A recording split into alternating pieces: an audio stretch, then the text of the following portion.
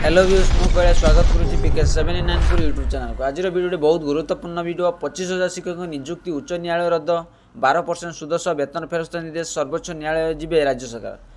चलते पूरा खबर जाना पूर्व वीडियो भल लगे लाइक शेयर सब्सक्राइब करिए, बेल आइकन दबाइए। शिक्षक नियुक्ति संक्रांत दुर्नीति मामलें पश्चिमबंग सरकार को उच्च न्यायालय सख्त धक्का लगी।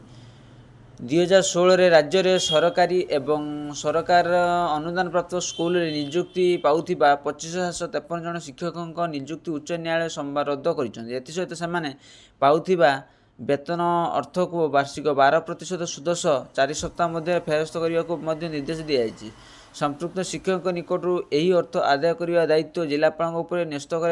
विचारपति देवांशु बसाक और सजर रशीद नहीं गठित खंडपीठ सोमवार मामला शुणाणी कर उपरोक्त राय प्रकाश कर। खंडपीठ कहते नियुक्ति परीक्षा यही शिक्षक फांका OMICT ऑप्टिकल मार्क रेजिग्नेशन उत्तर खाता दाखल करुवा बेले प्रचुर लांच बदल में नियुक्ति दी जाउछि। तेबे उच्च न्यायालय यही प्रसंग में सुमा दास नामनी जड़े शिक्षयित्री निर्देशनामा तैयारी सम बर्तमान कर्कट रोग आक्रांत हो चिकित्सित होता बेले खंडपीठ मानविकता दृष्टि चाकरी बदल रखा निर्देश देते। सर्वोच्च न्यायालय निर्देश क्रमे उच्च न्यायालय यही खंडपीठ गठित होती मामला अधिक तदंत करने सह 3 मास मध्य रिपोर्ट दाखल करने को उच्च न्यायालय पक्ष CBI निर्देश दी जाएगी।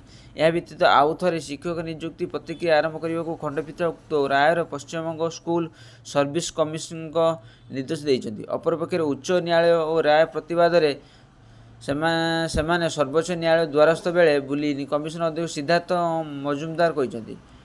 TMC सुप्रीम तथा मुख्यमंत्री ममता बानार्जी कहते बीजेपी नेता माने न्यायपालिका और विचारपति राय को प्रभावित कर। प्रसंग में बीजेपी विधायक दल नेता शुभेन्दु अधिकारी मंतव्य को ममता उद्धृत कर। शुभेन्दु गत सप्ताह कहते शिक्षक नियुक्ति मामले खूब शीघ्र विस्फोरण घटवाक जाउछि। उच्च न्यायालय राय प्रकाश करुनथिबा बेले विस्फोरण घटवाक जाउछि बोली शुभेन्दु किपरि जानिले बोली ममता प्रश्न कर।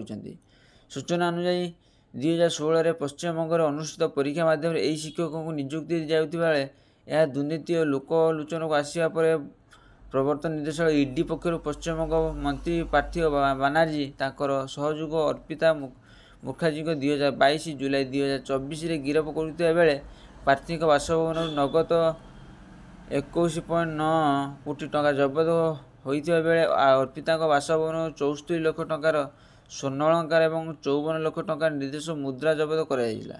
जबत टंका और ट्रेजेरी आने को सेतबेले रिजर्व बैंक पक्षर 20टी ट्रक व्यवस्था कराउथिला। 2016 प्रार्थी पश्चिमबंग शिक्षा मंत्री थिबा बेले एही दुर्नीति होइतिबा परवर्ती समय प्रार्थी को अन्य मंत्रालय दायित्व दी जाइतिला। विभिन्न सरकार स्कूल रे खाली पड़िथिबा 24,640 शिक्षक पद निमंते 2016 परीक्षा अनुष्ठित होता बेले प्राय 24 लाख प्रार्थी परीक्षा देइतिले। सेमानक मध्यरु 25,753 जन को नियुक्ति दी जाइतिला। आशा करी वीडियो भल लगे लाइक शेयर सब्सक्राइब करिए, बेल आइकन दबाइए।